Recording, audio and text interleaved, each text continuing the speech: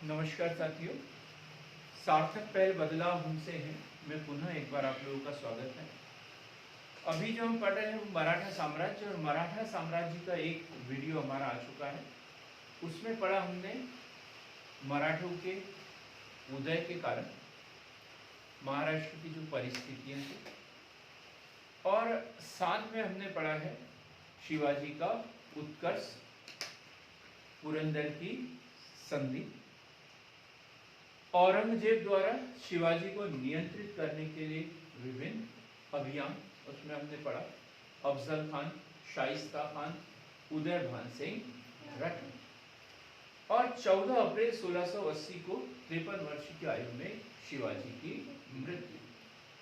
आज उससे आगे का दूसरा वीडियो रहेगा हमारा। पार्ट 1 हो चुका है, ये पार्ट 2 है, इसके बाद पार्ट 3 भी रहेगा। तो उसमें एक पार्ट 2 में दो बातें पढ़ेंगे हम। शिवाजी का चरित्र या परिचय, चरित्र चित्रण, और शिवाजी का अष्टप्रधान। अष्टप्रधान का मतलब है शिवाजी की केंद्रीय शासन प्रणाली। तो चरित्र की विशेषताएं हमने पहले भी पढ़ चुकी हैं।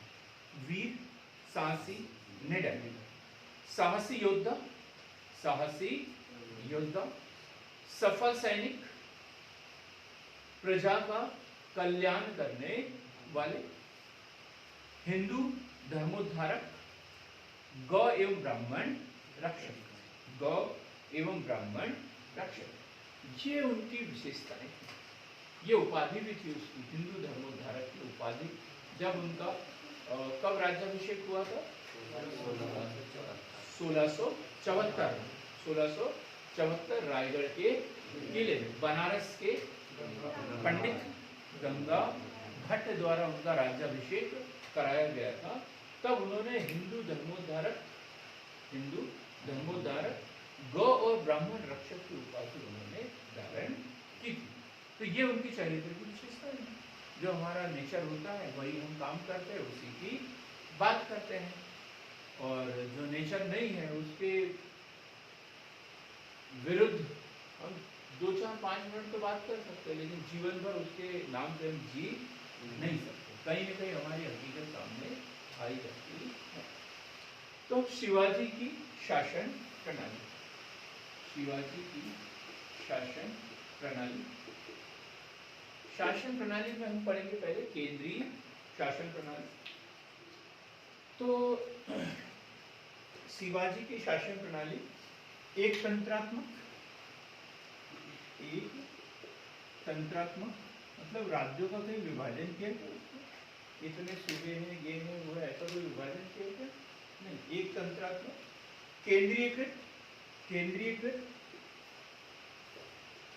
केंद्रीयकृत व स्वयं प्रशासनिक प्रधान। शिवाजी की पूरी कार्य प्रणाली में निर्णय लेने का अधिकार किसके पास? शिवाजी के पास। शिवाजी के पास सहयोग के लिए है उनके पास में अष्टप्रधान, लेकिन निर्णय किसको लेना है? स्वयं को लेना है। तो शासन प्रणाली कैसा है? एक तंत्रात्मक, केंद्रीयकृत व प्रशासनिक प्रधान। जो छत्रपति है, औरंगजेब ने तो उन्हें राजा की उपाधि दी थी, लेकिन जब उनका राज्याभिषेक हुआ 1674 में, तब उन्होंने कौन सी उपाधि धारण की थी? छत्रपति की उपाधि धारण की थी। तो हम उसे राजा भी बोल सकते हैं और छत्रपति भी बोल सकते हैं। तो छत्रपति जो है सर्वोच्च अधिकारी, सर्वोच्च न्यायाधीश, सर्वोच्च न्यायाधीश, अंतिम कानून निर्माता, ठीक है, सर्वोच्च सेनापति बोल सकते हैं, सर्वोच्च प्रशासनिक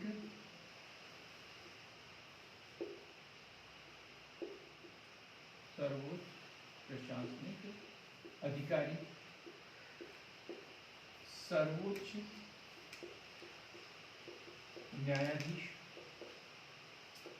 नीति निर्माता, नीति निर्माता।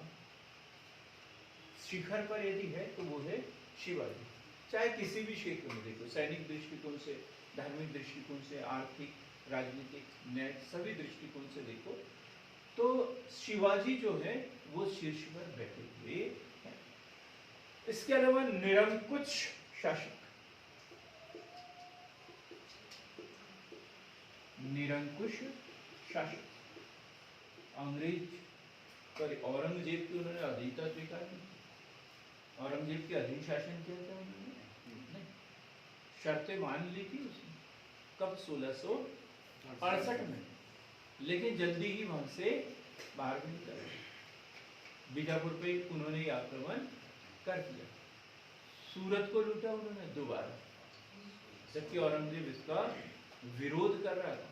तो पहली लूट 1664 और दूसरी 1670, 2 बार उन्होंने सूरत को लूटा। ठीक, तो इस तरीके से निरंकुश शासक। अब लेकिन उसका सहयोगी जो सिस्टम है वो है अष्ट प्रधान। ये महत्वपूर्ण, जैसे अष्ट दिग्गज, अष्ट दिग्गज कृष्णदेव राय। अष्ट दिग्गज किसका? विजयनगर के शासक कृष्णदेव राय। तमिल कवियों का एक संगठन, अष्ट दिग्गज, 8 कवि, पेंटाना वगैरह। उसी प्रकार हमने नवरत्न पढ़े, नवरत्न किसके? अकबर के नवरत्न। उसी प्रकार और कुछ है ऐसा? चंद्रगुप्त द्वितीय के क्या? नवरत्न, नवरत्न चंद्रगुप्त द्वितीय के घट कर पर होते हैं, वरामिहिर, ये चंद्रगुप्त द्वितीय के। अष्ट दिग्गज किसके? कृष्णदेव राय के। और अष्ट प्रधान शिवाजी।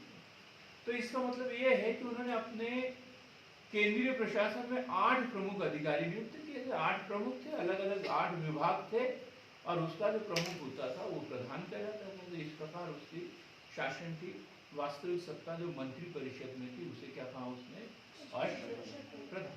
क्या कहा गया? अष्ट प्रधान। तो 8 मंत्रियों का समूह, अष्ट प्रधान क्या है?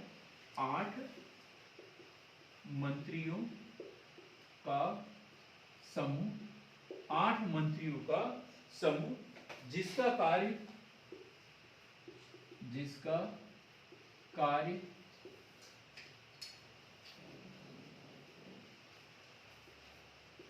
छत्रपति को क्या? सलाह देना, क्योंकि वो तो निरंकुश है, निरंकुश शासन है, मानने के लिए बाध्य है क्या? नहीं, वो सिर्फ सलाह देते हैं। जैसे अभी भी मंत्री परिषद, प्रधानमंत्री और उसकी मंत्री परिषद, लेकिन अभी बाध्य है, लेकिन ऐसे पहले कोई बाध्य नहीं है। सर ये छत्रपति उपाधि है ना? हाँ, उपाधि उसे छत्रपति की, जैसे ये जो मुगल जो है वो बादशाह की उपाधि धारण करते थे, जो दिल्ली वाले सल्तनत वाले वो सुल्तान की उपाधि धारण करते थे, गुप्त सम्राट जो है परम भट्टारक, परम भागवत की उपाधि धारण करते थे, मौर्य काल में सम्राट की उपाधि धारण करते थे। उस समय सम्राट, विराट, एकराट, ये सी अलग अलग समय में अलग अलग उपाधियां होती थी। तो जब इनका राज्याभिषेक हुआ तो उन्होंने छत्रपति की उपाधि धारण की। अब वो औरंगजेब ने राजा की उपाधि धारण की थी, तो राजा मतलब किसी महाराजा के अधीन होगा, तो उन्होंने इसे स्वीकार नहीं किया और अपनी उपाधि उन्होंने क्या रखी? छत्रपति, मतलब निरंकुश शासन, वो किसी के अधीन नहीं है। तो अष्टप्रधान 8 मंत्रियों का समूह जिसका कार्य छत्रपति को सलाह देना है, और ये सचिव के रूप में काम करते हैं, सचिव के रूप में काम करते हैं। सचिव का काम ही है लेखा जोखा रखना, हिसाब किताब रखना, सामने वाले को उसका बताना, विवरण ये है। निर्णय किसको लेना है? ऊपर छत्रपति को लेना। तथा छत्रपति के प्रति उत्तरदायी थे, तथा छत्रपति के प्रति उत्तरदायी है तथा छत्रपति के प्रति उत्तरदायी है। अब इसमें हम देखते हैं ये अष्टप्रधान में सबसे पहला है पेशवा। बाद में क्या होगा? साहू जी के समय छत्रपति नाम मात्र का होता है, पूरी शक्ति है किसके पास? पेशवा के पास में। जैसे वर्तमान की स्थिति है, वर्तमान में राष्ट्रपति, जब हम तुलना करेंगे छत्रपति की तो राष्ट्रपति अब नाम मात्र के हैं, वास्तविक शक्ति किसके पास में? प्रधानमंत्री तथा पेशवा के पास में है। तो हम बात कर रहे हैं पेशवा संपूर्ण प्रशासन की देखभाल,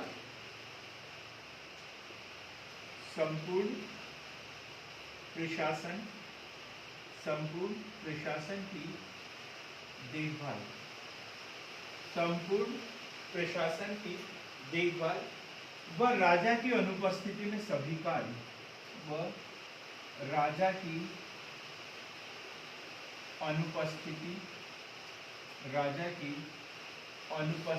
में सभी कार्य, राजा की अनुपस्थिति में सभी कार्य। क्लियर है?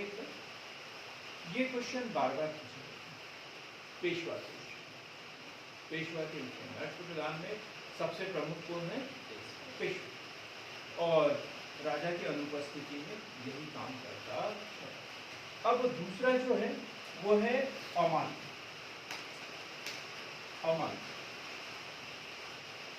दूसरा है अमात्य, वित्त मंत्री व राजस्व मंत्री, वित्त मंत्री व राजस्व मंत्री, वित्त मंत्री व राजस्व मंत्री।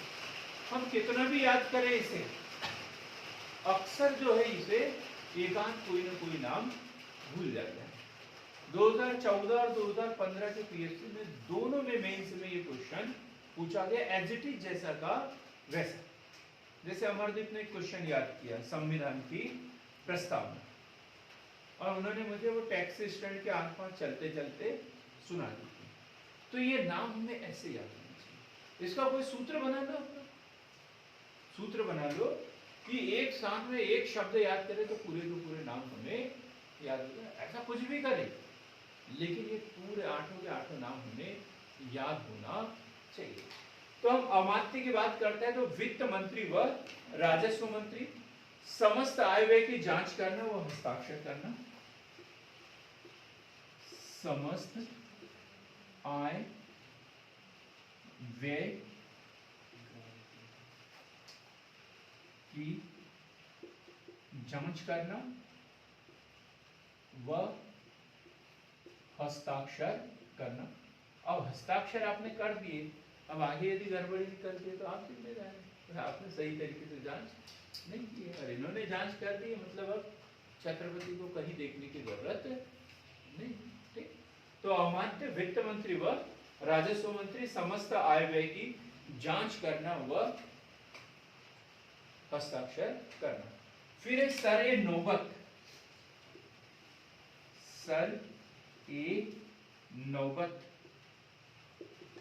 सर ए नौबत, सेनापति। अब सेनापति के कार्य क्या होते हैं ये नहीं बताऊंगा मैं। सेनापति, सेनापति, सर ए नौबत सेनापति।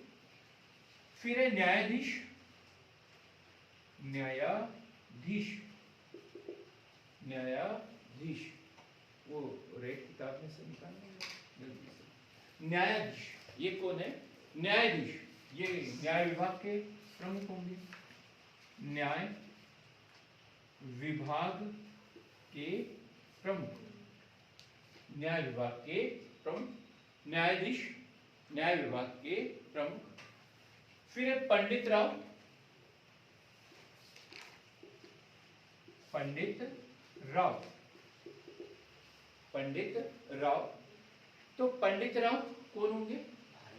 धार्मिक मामलों के प्रमुख या धार्मिक कार्यों के प्रमुख, धार्मिक कार्यों या मामलों के प्रमुख, धार्मिक मामलों के प्रमुख, धार्मिक मामलों के प्रमुख। फिर छठवां है दबीर या सुमन, दबीर या सुमन। आखिर छठवें नंबर पे क्या, दबीर या सुमन। तो दबीर का क्या काम, सुमन, ये क्वेश्चन पूछा गया है प्री में। सुमन कौन सा काम करता है, सुमन विदेश में, दबीर या सुमंत कौन, विदेश मंत्री। दबीर या सुमंत विदेश मंत्री, दबीर या सुमंत विदेश मंत्री। फिर है चिटनिस या नहीं, वकील तो हमने पढ़ लिया। चिटनिस या शुरुनविस, शुरुनविस, चिटनिस, चिटनिस या शुरुनविस, शुरुनविस। और एक नाम मिलता है इनका शुरुनविस, ये सचिव, सचिव, चिटनिस या सचिव, चिटनिस या सचिव। राजकीय पत्र व्यवहार करने वाला, राजकीय पत्र व्यवहार करने वाला, राजकीय पत्र व्यवहार करने वाला। अब है सबसे आखिरी में वकियानविस, वकियानविस, वकियानविस, वकियानविस मंत्री या गृह मंत्री जिसे कह सकते हैं, मंत्री या गृह मंत्री। वकियानविस को गृह मंत्री, और गृह मंत्री का काम क्या होता है, सूचना, संधि, संधि विग्रह, गुप्तचर, वो संपूर्ण घरेलू कार्य जैसे खाने सामक, मेरिए सामक मुगल काल में करते थे, तो वैसे इनके पास में कौन होता था, वकियानविस। तो ये 8 प्रधान मतलब 8 मंत्रियों का समूह जो सचिव के रूप में कार्य करते थे, और ये छत्रपति के रूप में ही उत्तरदायी, छत्रपति के लिए ही उत्तरदायी हुआ करते थे। तो सबसे पहला है पेशवा, इसे मुख्य प्रधान भी कहा जाता है, इसे कहेंगे हम राजा का प्रधानमंत्री। पेशवा मतलब प्रधानमंत्री, राजा का प्रधानमंत्री, और राजा को परामर्श देना इनका काम हुआ करता था। राजा तभी हस्ताक्षर करता था जब ये किसी को पारित कर देते थे, ये बोलते थे कि स्वीकृत है, बस ठीक है, तभी छत्रपति उसको देखते थे। यदि डायरेक्ट यदि बाईपास करते हुए इधर से ना आकर इधर से ही आ जाए मेरे पास, तो मैं बोलता था यार कुछ तो है, आप उनके पास पहले चले। तो ऐसा कोई ना कोई व्यक्ति उनके पास में था, और वो कौन था, पेशवा। दूसरा क्या पढ़ा हमने, अमात्य अथवा मजमुआदार भी बोलते हैं इसे। अमात्य को क्या बोलेंगे, मजमुआदार, मजमुआदार, मजमुआदार। अमात्य या मजमुआदार, वित्त मंत्री या राजस्व मंत्री, क्लियर एकदम। फिर हमने पढ़ा वकियानविस, ये तीसरे नंबर पे आता था, वकियानविस, ठीक, हमने पढ़ लिया। वकियानविस को भी क्या काम इसका, वकियानविस या मंत्री, गृह मंत्री होता था। फिर शुरुनविस अथवा सचिव हमने पढ़ा, शुरुनविस या सचिव या चिटनिस, जिसे विदेश मंत्री कहते थे। फिर हमने राजकीय पत्र व्यवहार का कार्य देखना इसका काम था। फिर दबीर या सुमंत, ये क्वेश्चन इंपॉर्टेंट है, दबीर या सुमंत विदेश मंत्री हुआ करते थे। फिर सेनापति या सर ए नौबत, सेना का सर्वोच्च, सेना की भर्ती करना, रसद के बारे में देखना, छुट्टी देना, ये सारा काम जो है वो सर ए नौबत। फिर पंडित राव, पढ़ लिया मैंने, पंडित राव विद्वानों तथा धार्मिक कार्यों के लिए अनुदान वगैरह देना इनका प्रधान होता था। क्लियर हो गया एकदम। तो ये है उनका केंद्रीय प्रशासन, केंद्रीय प्रशासन। शिवाजी ने, अब इससे आगे हम देखेंगे प्रांतीय प्रशासन, केंद्रीय प्रशासन के बाद में प्रांतीय प्रशासन। ये केंद्रीय प्रशासन समझ में आया? क्या है? एक तंत्रात्मक केंद्रीकृत स्वयं प्रशासनिक प्रधान, सर्वोच्च सेनापति, सर्वोच्च प्रशासनिक अधिकारी, सर्वोच्च न्यायाधीश, नीति निर्माता व निरंकुश शासक। कैसा था ये? निरंकुश शासक। इन्होंने छत्रपति की उपाधि धारण की थी। फिर इनको सलाह देने के लिए गए अष्टप्रधान 8 मंत्रियों का समूह, जिसका मुख्य कार्य छत्रपति को सलाह देना है। ये सचिव के रूप में कार्य करते थे और छत्रपति के प्रति उत्तरदायी होते थे। क्लियर हो गया? फिर अष्टप्रधान हमने पढ़ा। अब हम पढ़ेंगे प्रांतीय प्रशासन। सीधा सा प्रश्न है मेरा, निधि से ही पूछ लेते हैं, बार बार उसी का नाम आ रहा है, तो ये क्या गीला कर दिया है क्या? कितने प्रांतों में बांटा था शिवाजी ने अपने प्रशासन को? मैं तो इधर देख रहा हूं, एक दूसरे से पूछ भी सकते हो।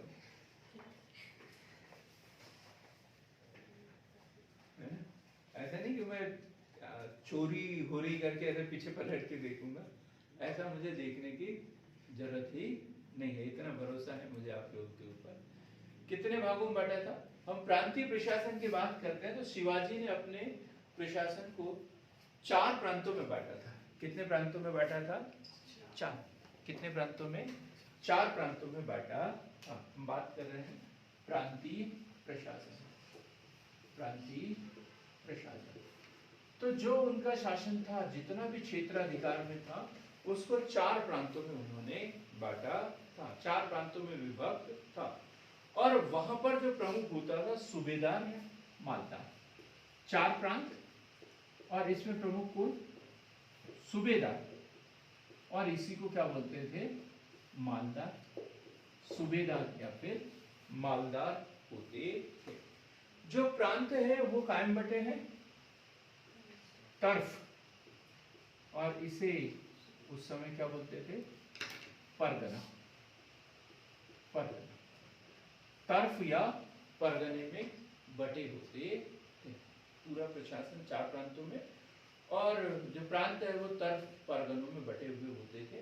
और प्रशासन की सबसे छोटी इकाई होती थी ग्राम, और ग्राम में कौन होता है?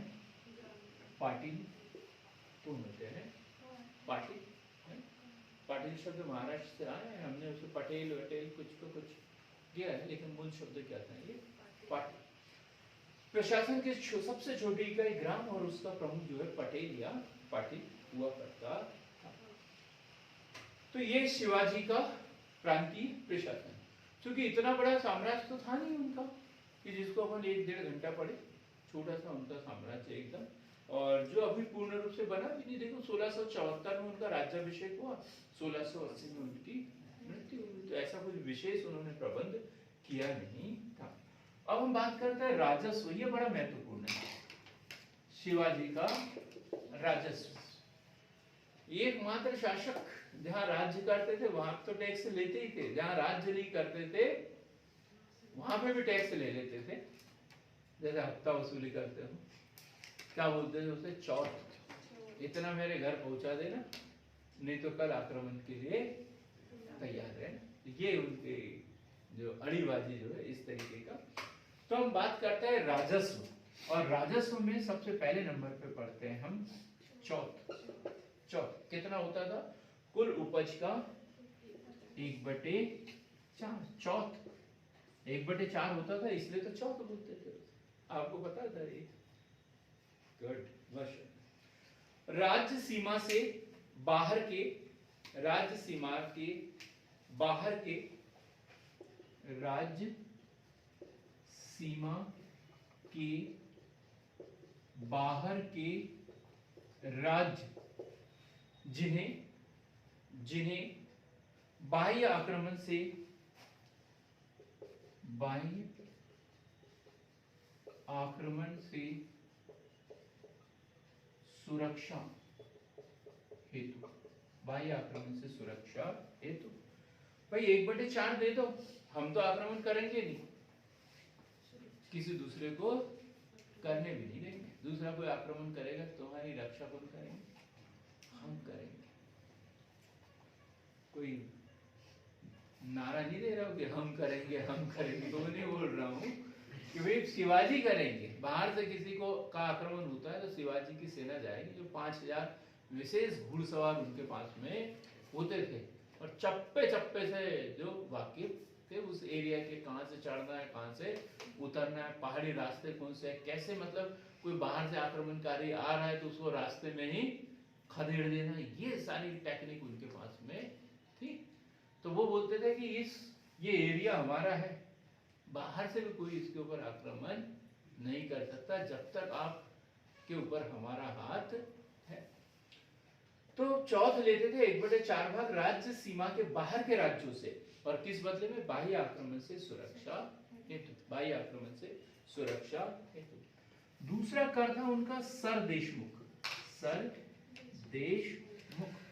ये जो सर देशमुख सरनेम है अभी पवारों में भी पाया जाता है, हमारे यहाँ कुंबियों में भी पाया जाता है। तो सर देशमुख मतलब ये पैतृक कर था इनका, जागीरदार थे ये, जागीरदार थे मतलब उस विशेष एरिया का टैक्स वसूल करने के लिए इनको नियुक्त किया गया था, पैतृक था ये। क्योंकि इनके पिताजी वहां से कर्नाटक चले गए तो फिर अब किनको वसूल करना था? इन्हीं को वसूल करना था। तो शिवाजी का पैतृक कर, जो शिवाजी का पैतृक कर था, जो केवल स्वराज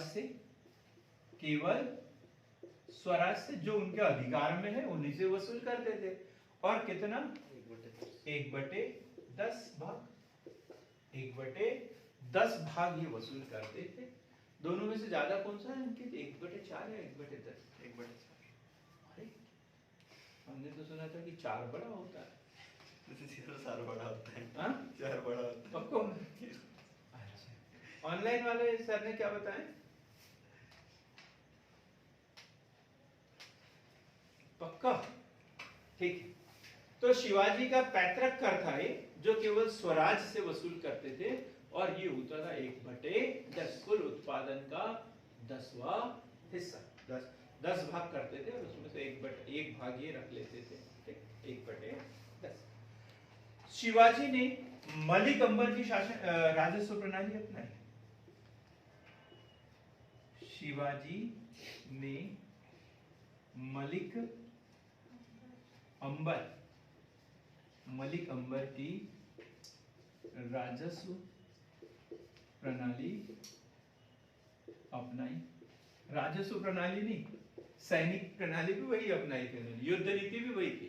मलिक अंबर की भी ऐसी युद्ध प्रणाली थी, वर्गीगिरी जिसे कहते थे, इसने भी, शिवाजी की भी यही थी। भूमि की माप के लिए रस्सी के स्थान पर भूमि की माप के लिए रस्सी के स्थान पर मानक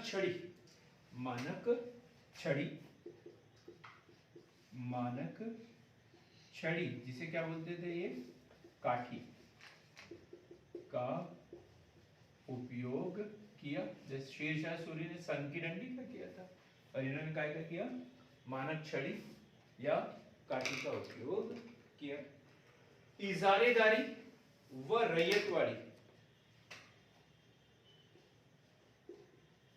इजारेदारी व रैयतवाड़ी। इजारेदारी व रैयतवाड़ी क्या है? दोनों लगान वसूल करने की पद्धति है।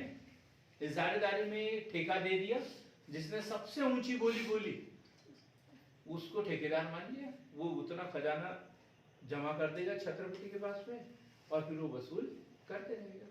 और रैयतवाड़ी में क्या है? इसमें किसान स्वयं जमा कर रहे हैं, किसान स्वयं जमा कर रहे हैं। अब वहां पर इजारेदार या जागीरदार कोई नहीं बचा। शिवाजी ने दोनों को बंद कर दिया। क्या लगान माफ कर दिया?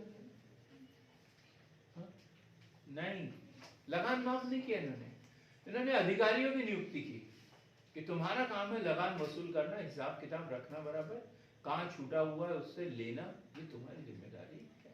तो तो अधिकारियों की नियुक्ति की। लिखेंगे इजारेदारी रैयतवाड़ी प्रथा को समाप्त कर, रैयतवाड़ी प्रथा को समाप्त कर लगान वसूल करने के लिए, लगान वसूल करने के लिए, लगान वसूल करने के लिए राजस्व अधिकारियों की नियुक्ति की। राजस्व अधिकारियों की नियुक्ति की। राजस्व अधिकारियों की नियुक्ति की। क्लियर हो गया? राजस्व अधिकारियों की नियुक्ति की।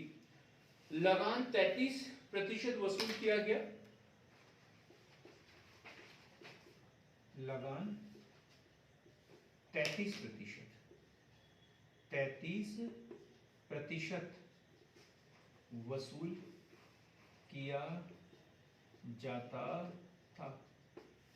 अब बताइए भाई अमरदीप जी, ये कितना भाग हो गया? 33%। आदमी हो कि अमरीशपुरी हो तो 25% होता है 1/4, ये 1/3 है। कितना? 1/3। तो लगान 33% वसूल किया जाता था। लगान कितना? 33%, मतलब कुल उत्पादन का 1/3। कुल उत्पादन का 1/3 जो है वो लगान वसूल किया जाता था। लेकिन बाद में फिर क्या होता था, कुछ अलग से कर देना होता था, जैसे वसूल करने का टैक्स और ये और वो 2-3 तरीके के, और जैसे सिंचाई कर ये वो। तो उन्होंने बोला भाई या तो ऐसा कर लो या एक मुश्त 40% दे दो, तो फिर आपको अन्य कोई कर देना नहीं पड़ेगा। अन्य फिर कर देना नहीं पड़ेगा। बाद में 40% कर एक मुश्त राशि के रूप में वसूल किया जाने लगा। बाद में 40% कर एक मुश्त राशि के रूप में किया जाने लगा। अब कौन से अधिकारी नियुक्त किए उन्होंने राजस्व वसूल करने के लिए? राजस्व वसूल करने के लिए कौन से अधिकारी? पाटिल, कुलकर्णी और देशमुख। पाटिल, एक मास हाँ कुछ कंफ्यूजन?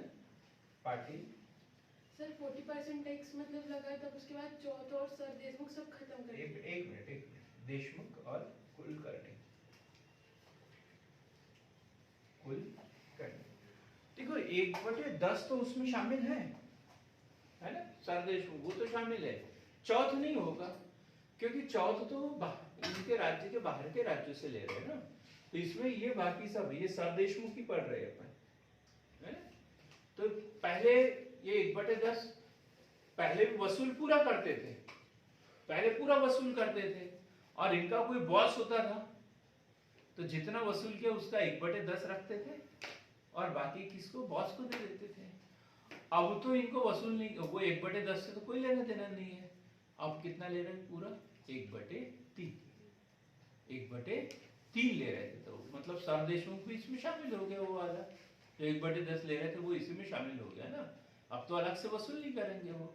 लेकिन जैसे सिंचाई कर है ना, इनकम टैक्स भी लगता है ना अपने ऊपर, तो इस तरीके के जो जैसे स्वच्छता कर, ऐसे जो छोटे मोटे और कर लगते थे, बोला कि इन सबको खत्म करो, एक मुश्त 40% ले लिया जाए।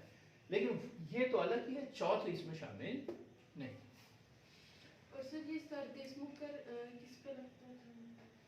सर देशमुख अभी नहीं लगेगा, पहले लगता नहीं था। सर, लगान जैसे भूमि पे लगता है, हाँ। तो वैसे सर देशमुख का मतलब किस चीज पे लेते थे? लगान नहीं था, लगान था लेकिन लेना कितना था इनको? 1/3 1/3। अब इनको कमीशन मिलता था कितना? 1/10। जितना लगान वसूल किया, जैसे बस की टिकट काटते हैं ना, 100 रुपए की टिकट काटे तो 10 रुपए उसको कंडक्टर को मिल जाते, एजेंट को मिल जाते। तो ऐसे थे, ये एक एजेंट टाइप थे ये। इनका काम था लगान वसूल करना और मुगल दरबार तक उधर जो बीजापुर के सुल्तान वगैरह जो भी रहते थे प्रमुख, उनको देना होता था। तो लगान वसूल करने का चार्ज है कितना? 1/10 ले लेते थे। तो अब तो इन्हीं को रखना है ना पूरा, तो 1/3 ले लिया, उसमें 1/10 भी शामिल होता था, लेकिन अब इनके अधीन कोई 1/10 वाला है क्या? नहीं, क्योंकि अब इन्होंने ऐसा कुछ रखा ही नहीं बीच में। तो लगान वसूल करने के लिए उन्होंने पाटिल, कुलकर्णी आदि, पाटिल, कुलकर्णी और देशमुख पदों की नियुक्ति की। 1679 1679 में अन्नाजी दत्तो के नेतृत्व में, ये क्वेश्चन छोटे छोटे हैं लेकिन बड़े महत्वपूर्ण हो जाते हैं, अन्नाजी दत्तो के नेतृत्व में व्यापक भू सर्वेक्षण करवाया। भू सर्वेक्षण कब? 1679। किसके नेतृत्व में? अन्नाजी दत्तो के नेतृत्व में व्यापक भू सर्वेक्षण करवाया। क्यों करवाया होगा व्यापक भू सर्वेक्षण? उनको ऐसा लगा होगा सारी जमीन इतनी सारी है, लगान हमें इतना ही मिलता है, मतलब कोई 10 बीघा जमीन है, बोल देता है कि हमारे पास इतनी ही है, बहुत अधिक उत्पादन होता है और छुपा देता है। पहले क्या करो, भूमि को नापो। और फिर उन्होंने 20 कड़ी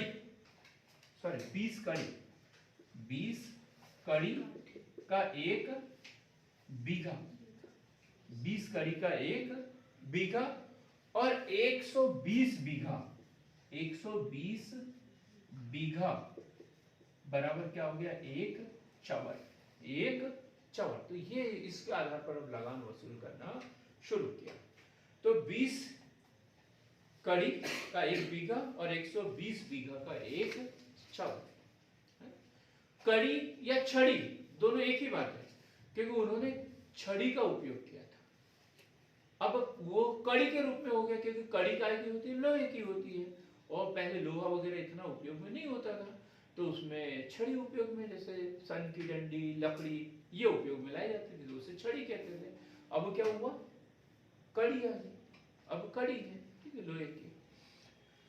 अब सैन्य संगठन देखे, शिवाजी का सैन्य संगठन, शिवाजी का सैन्य संगठन कौन था प्रमुख इसका? शिवाजी के सैन्य संगठन का प्रमुख कौन था? सर ए नवबत जी नहीं, स्वयं शिवाजी। प्रमुख सेना नायक कौन थे? शिवाजी थे। और इसके अधीन एक सचिव के रूप में कौन? सर ए नौबत काम करते थे। तो शिवाजी के पास में नियमित व स्थायी सेना, नियमित व स्थायी सेना, नियमित व स्थायी सेना, नियमित व स्थायी सेना थी। 45,000 इनके पास में, 45,000 पागा सैनिक। पागा सैनिक, क्वेश्चन इतना सा आता है, पागा सैनिक किसके पास थे? शिवाजी के पास। लगभग 5,000 हमने पढ़ा, घुड़सवार थे, पैदल नहीं थे। पागा सैनिक इसे बोला जाता था। तो ये राजकीय घुड़सवार थे और शिवाजी के अंगरक्षक के रूप में कार्य करते थे। पागा सैनिक, नहीं तो पैदल समझोगे आप, है ना?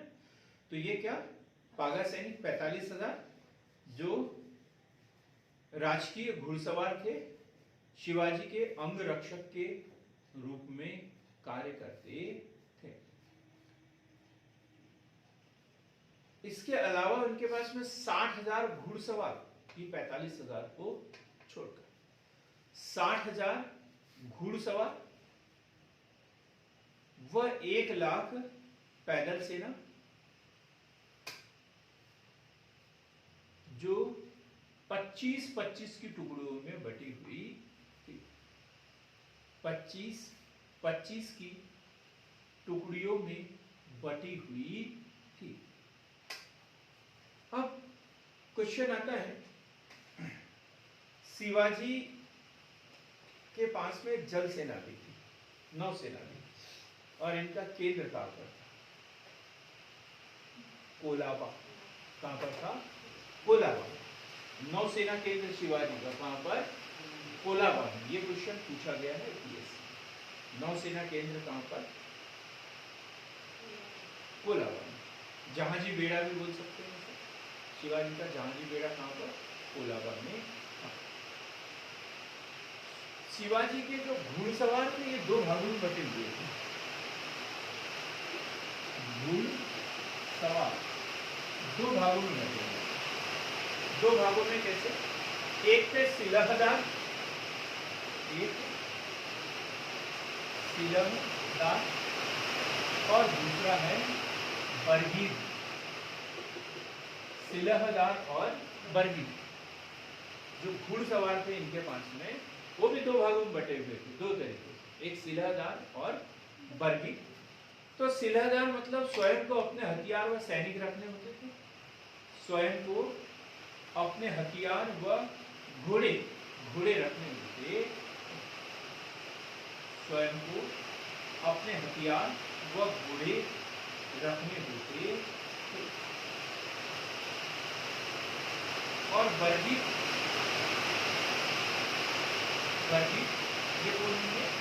सरकारी सैनिक। सरकारी सैनिक, सरकार के इधर से घोड़े हथियार की व्यवस्था की जाती है। अस्त्र शस्त्र घोड़े की व्यवस्था सरकार स्वयं करती। अब हमने एक ऊपर पढ़ा पागा सैनिक, लगभग 45,000 इनके पास में पागा सैनिक। ये क्वेश्चन बना है इसलिए हम दो लाइन इसके विषय में लिखेंगे, पागा सैनिक के विषय में। पागा सैनिक बन भी सकता है, क्वेश्चन अभी भी बन सकता है एग्जाम में। तो मतलब ये राजकीय घुड़सवार, राजकीय घुड़सवार 25 की टुकड़ियों में विभक्त, 25 की टुकड़ियों में विभक्त, 25 सैनिकों पर एक, 25 सैनिकों पर एक हवलदार, 25 सैनिकों पर एक हवलदार। तो ऐसे 25 सैनिकों की 5 टुकड़ियां हो गई, मतलब 125 सैनिक बोले या फिर 5 हवलदार, या फिर 5 हवलदार। 125 सैनिक मतलब एक टुकड़ी में 25, तो 5 टुकड़ियां या 5 हवलदार या 125 सैनिक। इनके ऊपर होगा एक जुमलादार, 5 हवलदार और इनके ऊपर होगा एक जुमलादार, इनके ऊपर एक जुमलादार। अब एक जुमलादार के अधीन कितने सैनिक? 125। तो 10 जुमलादार मतलब 1250 सैनिक या 10 जुमलादार पर एक हजारी, 10 जुमलादार पर एक हजारी। वह हजारी के ऊपर कौन होगा? सर ए नौबत। जितने भी हजारी है, 50 हो, 100 हो, रिक्ता प्रमुख कौन होगा? सर ए नौबत या सेनापति, सर ए नौबत या सेनापति। क्लियर हो गया यहाँ तक? शिवाजी ने जब शासन किया तब इनकी राजधानी कहाँ हुआ करती थी योगेश जी? रायगढ़ हुआ करती थी, है ना। संभाजी ने भी जो शासन किया वो रायगढ़ से किया, शिवाजी ने भी और संभाजी ने भी। शिवाजी ने 1680 तक, संभाजी ने 1689 तक। आप लोग नहीं बोलोगे मुझे पता है, 1689 तक। लेकिन उसके बाद में जब राजा राम की बात करेंगे तो वो अलग जगह से शासन करेगा। कहां से? जिंजी। राजा राम ने कहां से शासन किया? जिंजी से। और जो शाहू जी करेंगे लंबा शासनकाल, साहू जी का है, नाम मात्र के छत्रपति रहेंगे ये, तो इनका शासनकाल रहेगा 17 से। याद रखना। शिवाजी और संभाजी की राजधानी रायगढ़, राजा राम की जिंजी और शाहू जी की सत, याद रखना है। अगला जो वीडियो होगा वो होगा हमारा शिवाजी के उत्तराधिकारियों के संबंध में। तो यदि हमारे चैनल को अभी तक भी किसी ने लाइक नहीं किया हो, शेयर नहीं किया हो, सब्सक्राइब नहीं किया हो, तो अब तो हमारे ऊपर भरोसा करना पड़ेगा, क्योंकि अब हमारे लगभग 60 वीडियो हो चुके हैं और इतना पढ़ने के बाद में यकीन हो जाना चाहिए कि हमारी जो पढ़ाई है एकदम सिस्टमेटिक है और कोई भी क्वेश्चन हमारे पढ़ाई से बाहर हो ही नहीं सकता। तो इसलिए हमारे चैनल को सब्सक्राइब कीजिए और अगला जो वीडियो है सबसे पहले आप लोग प्राप्त करें। बहुत बहुत धन्यवाद।